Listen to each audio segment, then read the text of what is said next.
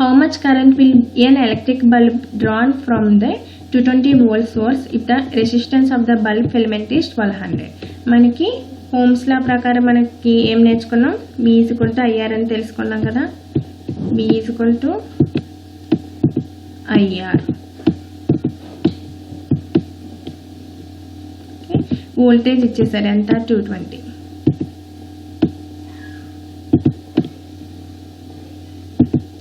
I తెలియదు, మనకి R ఎంత ఇచ్చారు, 1200 ఓమ్స్ ఇచ్చారు. మనకి I వాల్యూ ఏమొస్తుంది, 220/1200. ఎంత 220/1200, మనకి 2.2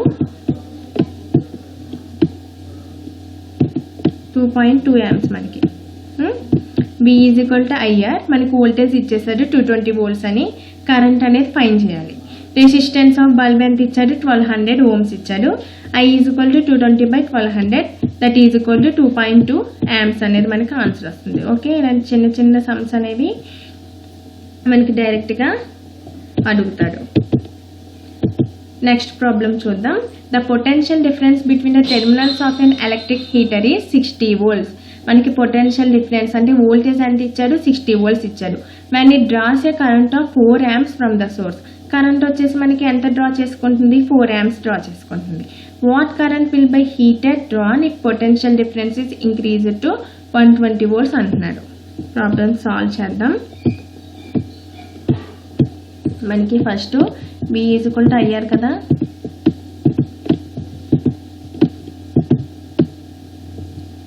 V = IR. మనకి వోల్టేజ్ అనేది 60 ఇచ్చారు. 60 ఇచ్చినప్పుడు కరెంట్ అనేది ఎంత డ్రా చేస్తుంది అన్నాడు, 4 amps డ్రా చేస్తుంది. రెసిస్టెన్స్ ఫైండ్ చేద్దాం. ఇక్కడ రెసిస్టెన్స్ అనేది తెలీదు.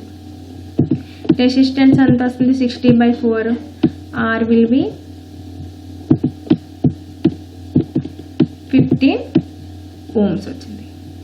ఓకే, 15 ohms వచ్చింది. ఇప్పుడు ఏమంటున్నాడు, ఇక్కడ వరకు అయిపోయింది. What current will be the heater drawn if the potential difference is increase to 120 volts. మనకి ఇక్కడ 60 volts ఇచ్చినప్పుడు మనకి కరెంట్ అనేది 4 amps. రెసిస్టెన్స్ అనేది కాన్స్టెంట్ కదా, resistance will be a constant. కాబట్టి ఈ రెసిస్టెన్స్ని యూజ్ చేసుకుని మనం కరెంట్ అనేది ఫైండ్ చేయొచ్చు. V = IR కదా. మనకి వోల్టేజ్ అనేది ఎంతకి ఇంక్రీజ్ అవుతుంది అంటున్నాడు, 120 అంటున్నాడు. 120 తీసుకుందాం. మనకి కరెంటే కావాలి. రెసిస్టెన్స్ వాల్యూ ఎంత, 15 వచ్చింది. మనం అదే హీటర్ని యూజ్ చేస్తున్నాం, వేరే కాంపోనెంట్ నేమ్ యూజ్ చేయట్లేదు. అదే హీటర్ని యూజ్ చేస్తున్నాం కాబట్టి దాని యొక్క రెసిస్టెన్స్ సేమ్గానే ఉంటుంది, మారదు. కాబట్టి I ఏమవుతుంది, 120/15 ఎంత, 120/15 ఎంత, మనకి 8 amps.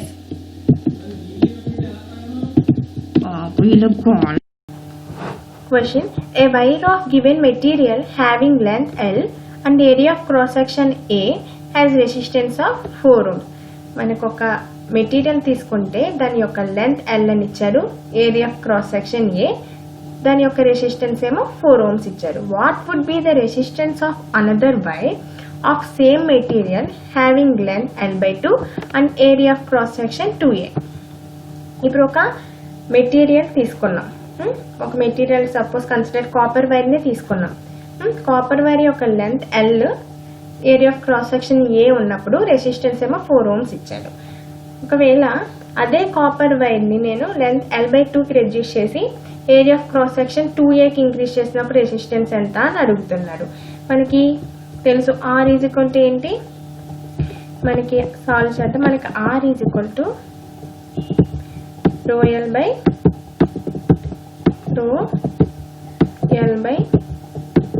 కదా. మనకి R ఇచ్చేసాడు, ఎంత ఇచ్చాడు, 4 ohms ఇచ్చాడు. రో తెలీదు. Resistivity of the copper wire అనే ఎగ్జాంపుల్ తీసుకున్నాను కదా, రెసిస్టివిటీ తెలీదు మనకి. రెసిస్టివిటీని ఫైండ్ చేద్దాం. L ఎంత, L ఇచ్చాడు, area of cross section A అనుకున్నాం. ఓకే, దీని నుంచి నాకు రో వచ్చింది. రో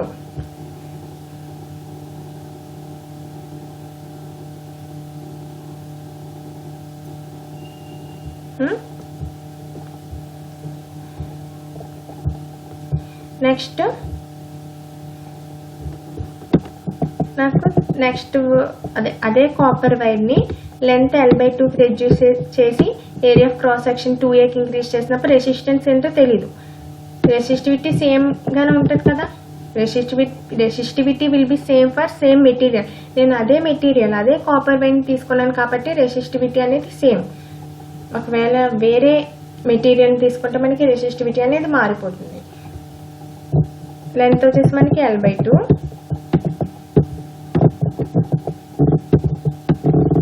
ఏరియా వచ్చేసి మనకి 2A వచ్చింది.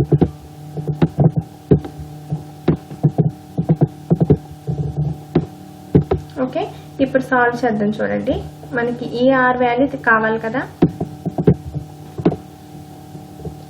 ఆర్ ఈజ్ ఈక్వల్ టు ఈ రో వాల్యూ ఇక్కడ ఈ ఈక్వేషన్ నుంచి వస్తుంది కదా, ఏమొస్తుంది 4A/, రో ఈజ్ ఈక్వల్ టు 4A/L. ఎక్కడి నుంచి ఫస్ట్ ఈక్వేషన్, ఈ ఈక్వేషన్ 1 అనుకుంటే ఈ ఈక్వేషన్ నుంచి నాకు రో వాల్యూ 4A/L వచ్చింది ఇంటూ L/2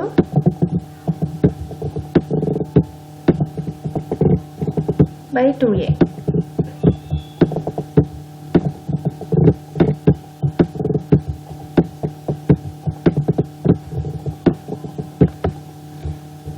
ఈ L క్యాన్సిల్ అయిపోయి ఈ 4A క్యాన్సిల్ అయిపోయి మొత్తం నాకు వాల్యూ ఏంటి 1.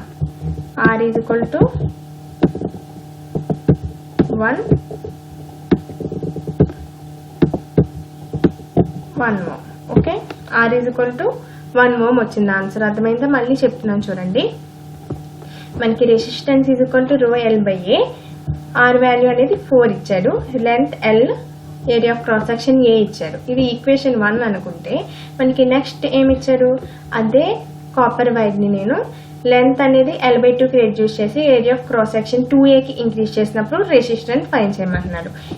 నాకు రో వాల్యూ ఫస్ట్ ఈక్వేషన్ నుంచి 4A/L వచ్చింది. సో సాల్వ్ చేస్తే నాకు R is equal to 1 mho వచ్చింది. మీకు ఇలా కాకపోయినా మనకి చూడండి, ఆర్ అనేది direct or is equal to రో L/A కాబట్టి R1/R2 ఏమవుతుంది, R1/R2 ఈక్వల్ టు రో అనేది కాన్స్టెంట్. ఎందుకంటే సేమ్ మెటీరియల్ తీసుకున్నప్పుడు రో అనేది కాన్స్టెంట్. సేమ్ మెటీరియల్ తీసుకుంటున్నాం కాబట్టి రో అనేది కాన్స్టెంట్. ఒకవేళ సేమ్ మెటీరియల్ కాకపోతే మీరు అక్కడ రో 1/ρ2 అని తీసుకోవచ్చు. ఓకే, సేమ్ మెటీరియల్ కాకపోతే మీరు ఇక్కడ రో 1/ρ2 అని తీసుకోవచ్చు.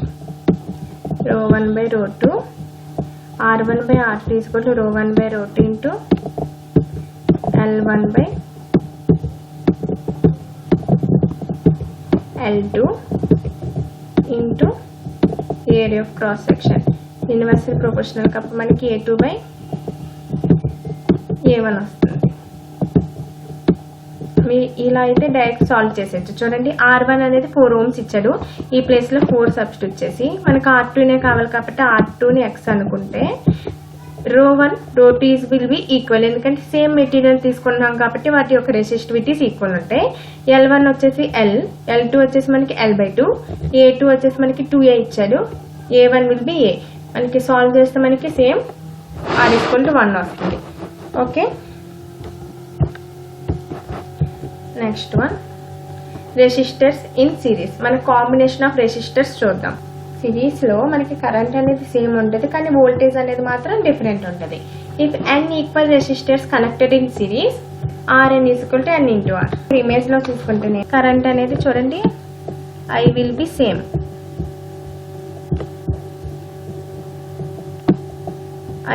సేమ్. బట్ వోల్టేజెస్ అన్ని చూసారా, ఈ R1 దగ్గర V1 వోల్టేజ్ డెవలప్ అవుతుంది, R2 దగ్గర V2, R3 దగ్గర మనకి V3 వోల్టేజ్ అనేది డెవలప్ అవుతుంది. 3 వోల్టేజెస్ అనేది 3 రెసిస్టెన్స్ దగ్గర మనకి డెవలప్ అవుతుంది. చూసుకుంటే మనకి ఇక్కడ ఓమ్స్ లా ప్రకారం ఏంటి, B is equal to IR. V1 దగ్గర వోల్టేజ్ ఏమవుతుంది మనకి చెప్పండి. V1 దగ్గర voltage will be current same కదా కాబట్టి IR1.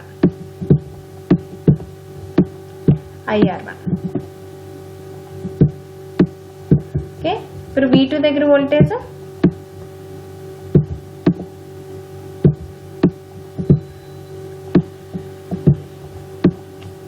IR2. V3 దగ్గర వోల్టేజ్ మనకి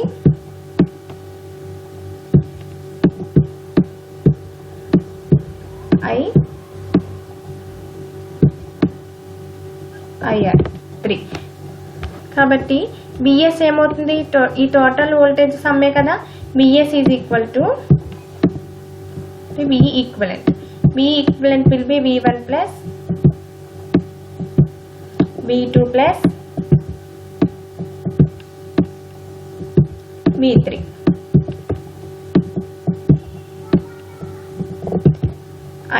కాబట్టి ఏమవుతుంది, IR1 plus IR2 plus IR3.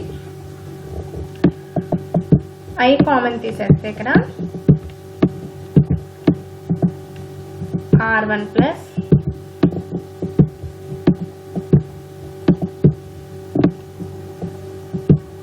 R2 plus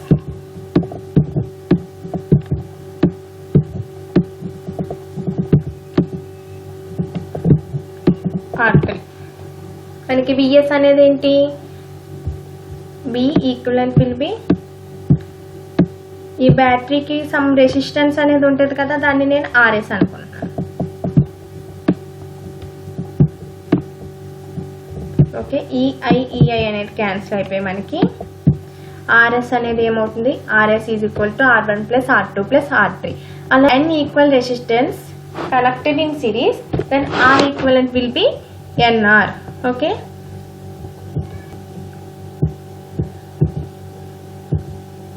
resistors in parallel లో చూసుకుంటే మనకి voltage is same but current is different. మనకి ప్యారలల్ లో వోల్టేజ్ అనేది సేమ్ గా ఉంటుంది, కరెంట్ అనేది డిఫరెంట్. అందుకే మనం వోల్ట్ మీటర్ అనేది ప్యారలల్ లో కనెక్ట్ చేసుకుంటాం అని చెప్పాం కదా. వోల్టేజ్ మెజర్ చేస్తుంది కాబట్టి మనకి వోల్ట్ మీటర్ అనేది ఎప్పుడు ప్యారలల్ గానే ఉండాలి. కరెంట్ మీటర్ చూసుకుంటే మనకి ఎప్పుడు సిరీస్ లోనే కనెక్ట్ చేయాలి. ఇక చూసుకుంటే చూసారా, నేను 3 రెసిస్టర్స్ ని నేను ప్యారలల్ లో కనెక్ట్ చేశాను.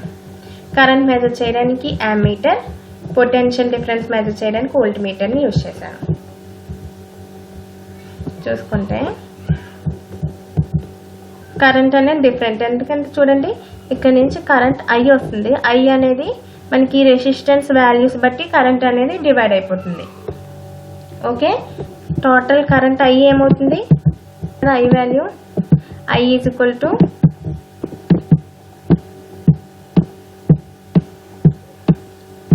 I1 plus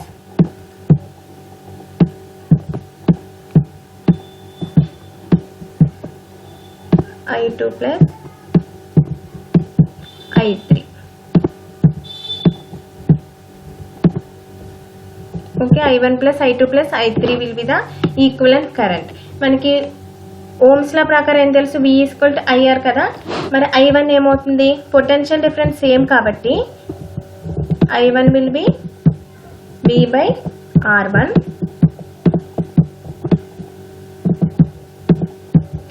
I2 will be V by R2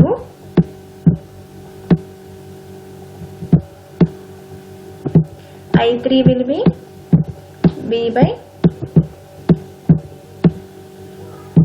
R3. మనకి బ్యాటరీకి వోల్టేజ్ ఉంటుంది, మనకి రెసిస్టెన్స్ కూడా ఉంటుంది కదా. దాన్ని నేను BS బై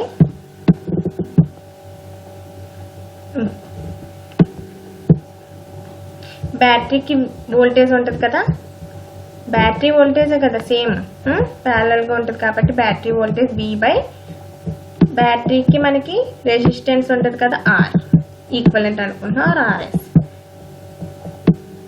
ఈవి V అన్ని క్యాన్సిల్ అయిపోయి మనకి 1/RS ఏమవుతుంది, 1/R1 plus 1/R2 plus 1/R3. Okay, 1/R1 plus 1/R2 plus 1/R3 అనేది మనకి ఈక్వలెంట్ రెసిస్టెన్స్ ఇన్ ప్యారలల్. ఒకవేళ n ఈక్వల్ రెసిస్టెన్స్ కనుక కనెక్టెడ్ ఇన్ ప్యారలల్ అయితే మనకి Rn is equal to R/n. The work done in moving the charge Q through a potential difference V is Vq. మనం ఏం చెప్పుకున్నాం, దీని నుండి మనకి battery is a device that converts chemical energy to electrical energy అని నేర్చుకున్నాం. ఎలా మనకి బ్యాటరీలో కెమికల్ యాక్షన్ వల్ల మనకి పొటెన్షియల్ డిఫరెన్స్ అనేది జనరేట్ అయ్యి ఎలక్ట్రాన్స్ అనేవి యానోడ్ నుండి క్యాథోడ్కి మూవ్ అవ్వడం వల్ల మనకి ఎలక్ట్రిక్ కరెంట్ అనేది ప్రొడ్యూస్ అవుతుంది. సో మనం ఏం నేర్చుకున్నాం, the work done to move a charge from one point to another is called potential difference అని నేర్చుకున్నాం. Means B is equal to W/Q కదా, B is equal to W by work done by unit charge. ఇక్కడ work done ఏమవుతుంది, VQనేగా, W is equal to VQ. Okay, the work done in moving the charge Q through a potential difference V is called VQ. Okay, ఇప్పుడు solve చేయండి. ఇప్పుడు work done అంటే ఏంటి, మనకి power into time కదా. Work done power into time is equal to work done అంటే ఇక్కడ నుంచి మనకి VQ. Q అంటే ఏంటి, Q అంటే చెప్పండి, I ఈజ్ ఈక్వల్ టు మనకి current is equal to amount of charge per unit time కదా. ఇక్కడ నుంచి క్యూని మనం ఎలా రాసుకోవచ్చు, IT కింద రాసుకోవచ్చుగా, IT.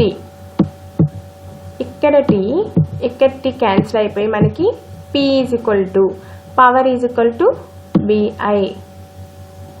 Okay, power is equal to V అనేది వచ్చింది. ఎలా వచ్చిందో, power is equal to voltage into current ఎలా వచ్చిందో అర్థమైంది కదా. ఈ H వచ్చేసి మనకి హీట్ అనమాట.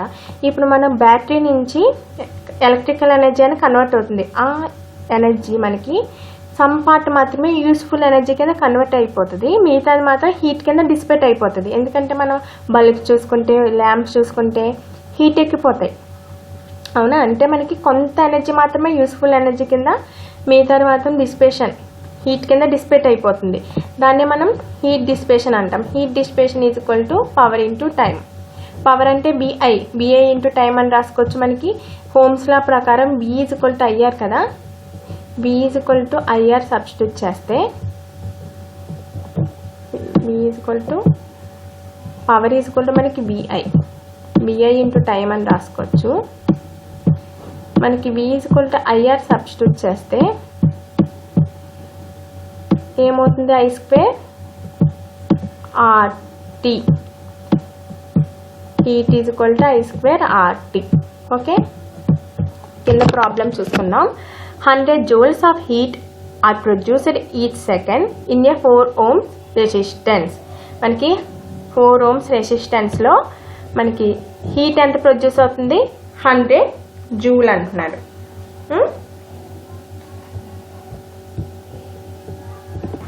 మనకి ఈ సమ్లో హీట్ ఎంత ఇచ్చాడు, H is equal to 100 joules ఇచ్చాడు. మనకి H ఈజ్ ఈక్వల్ టు ఏంటి,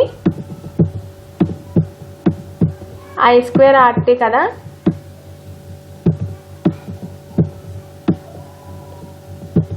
I² RT. H ఎంత ఇచ్చాడు, 100 ఇచ్చాడు. I² తెలీదు, I ఫైండ్ చేయాలి. R ఎంత ఇచ్చాడు, 4 ohms ఇచ్చాడు. Time is 1 second. Each second అంటే 1 సెకండేగా. దీని నుంచి I ఫైండ్ చేయండి. I² is equal 100/4. I² will be 100/4 అంటే మనకి 25 వస్తుంది. I is equal to √25. I is equal to 5 amps వచ్చింది. I ఈజ్ ఈక్వల్ టు మనకి 5 amps వచ్చింది. అయితే ఇక్కడ ఏం ఫైన్ చేయమంటున్నాడు, I కాదు కావాల్సింది మనకి పొటెన్షియల్ డిఫరెన్స్ ఫైన్ చేయమంటున్నాడు. Potential difference V is equal to IR according to the Ohm's law. V is equal to IR. మనకి I తెలుసు, R తెలుసు. I వాల్యూ అంతా 5 amps,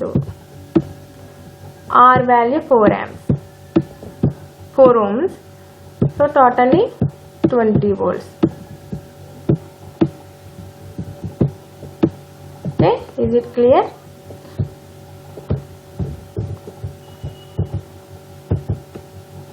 next concept electric power.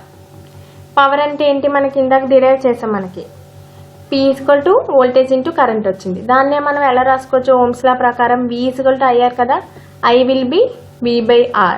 So that power will be V square by R. Electrical energy is the product of power and time. Energy అంటే work done కదా, work done is equal to product of power into టైమే కదా. The unit of electrical energy is watt hour. మనకి electrical ఎనర్జీకి unit ఏంటి, watt hour అంటాం. The unit of electrical energy will be watt hour. ఎందుకంటే పవర్కి units ఏంటి, watts, టైంకి హవర్ కాబట్టి watt hour. 1 kilowatt hour is equal to 3.6 into 10⁶ joules. ఇది ఎలా వచ్చిందంటే,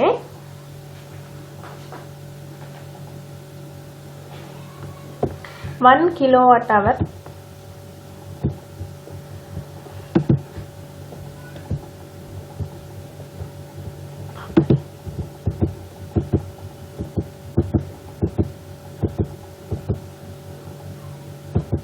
మనకి 1 kilowatt hour అంటే ఏంటి,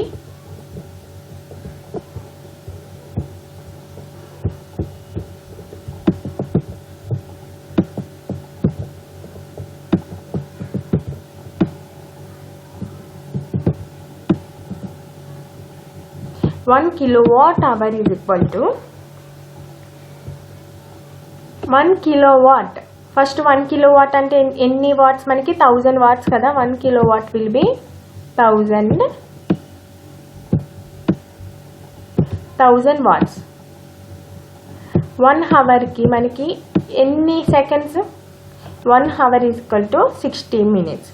1 minute is equal to 60 seconds. Total 60 into 60 3600 seconds. మనకి 1 hourకి ఎన్ని సెకండ్స్, 36 seconds అన్నమాట.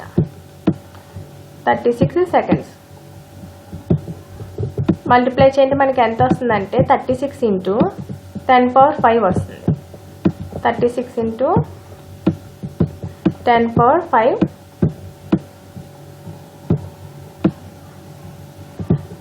watt second. 1 joule is equal to watt second. మనం వాట్ సెకండ్నే మనం జౌల్ అని కూడా అంటాం. ఓకే, 36 into 10⁵ వాట్ సెకండ్స్ వచ్చింది మనకి. అంటే దీన్ని మనం 3.6 into 10⁶ జౌల్స్ కింద కూడా రాసుకోవచ్చు. ఓకే, ఇదనమాట. మనకి ఇంట్లో చూసారా ఎనర్జీ మీటర్స్ పెడతారు. Energy meter is measure of electrical ఎనర్జీనే మెజర్ చేస్తుంది, కరెంట్ను వోల్టేజ్నో కాదు. వాటి యొక్క ప్రొడక్ట్ ఇంటూ టైంని మెజర్ చేస్తుంది అనమాట మనకి. దాన్నే మనం ఎనర్జీ మీటర్ అంటాం. మీరు చూసుకుంటే మెయిన్ బోర్డ్, మనకి ఎలక్ట్రీషియన్ వచ్చి మనకి బిల్ అనేది ఇస్తాడు కదా. దేన్ని చూసి అంటే మనం ఎలక్ట్రికల్ ఎనర్జీ కన్జప్షన్స్ చూసే మనకి బిల్ ఇస్తాడు. ఎన్ని కిలో వాట్స్ అంటే ఇప్పుడు బల్బ్ చూసుకుంటే 30 watts, మనకి ఫ్యాన్, ఫ్రిడ్జ్ ఇవన్నీ వాట్స్లో ఉంటాయి. మనం వాటిని ఎన్ని అవర్స్ యూజ్ చేసాము అంటే కిలోవాట్ అవర్స్. కిలోవాట్ అవర్స్నే మనం 1 unit అంటాం. 1 kilowatt hour is equal to 1 unit. ఆ యూనిట్స్ ప్రకారమే మనకి ఎలక్ట్రిక్ బిల్ అనేది వస్తుంది. నెక్స్ట్ వన్ సమ్ చూద్దాం, ఒక ప్రాబ్లం చూద్దాం దీని మీద.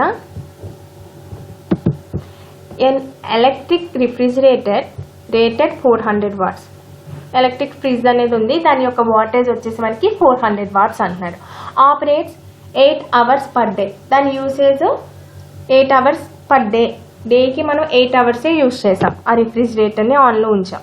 What is the cost of energy to operate it for 30 days at ₹3 per kilowatt hour. అంటే ఒక యూనిట్కి ₹3 ఛార్జ్ వేశాడు.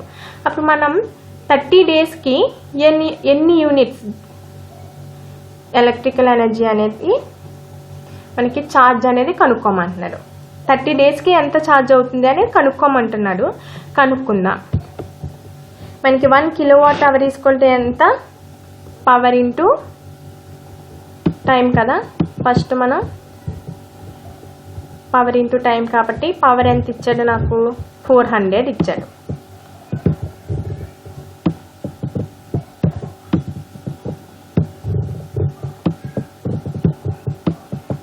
400 ఇంటూ 8 అవర్స్ పర్ డే కదా, అలా ఎన్ని days? 30 days. 8 into 30.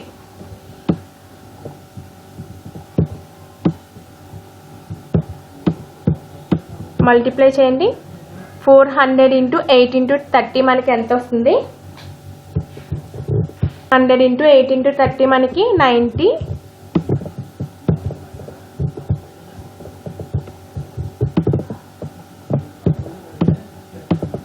96,000 what hour వచ్చింది మనకి.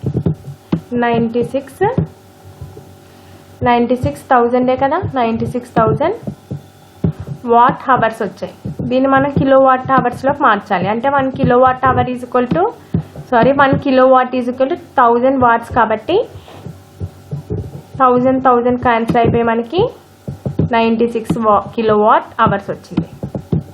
96 కిలో వాట్ అవర్ వచ్చింది. 1 కిలో వాట్ అవర్కి మనకి 96 కిలో వాట్ అవర్ వచ్చింది. 1 కిలో వాట్ అవర్కి ఎంత ఛార్జ్ చేస్తున్నారు? 3 రూపీస్. అలానే 96కి ఎన్ని? 96 ఇంటూ 3 కదా. 1 కిలో వాట్ అవర్కి 3 రూపీస్ అంటే 96కి 96 ఇంటూ 3 విల్ బి చేయండి 288 రూపీస్ మనకి అమౌంట్ అనేది ఛార్జ్ అయ్యింది.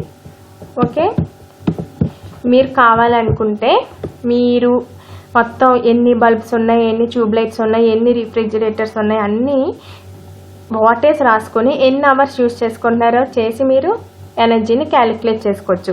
మీరు మంత్కి ఎన్ని యూనిట్స్ అనేది కన్జ్యూమ్ చేసుకుంటున్నారో యూనిట్స్ బట్టి మనకి స్లాబ్ రేట్ అనేది ఉంటుంది. ఓకే, దాన్ని బట్టి మనం ఎనర్జీని మనం ఎలక్ట్రిక్ బిల్ని కూడా క్యాలిక్యులేట్ చేసుకోవచ్చు ఇంట్లో. ఓకే.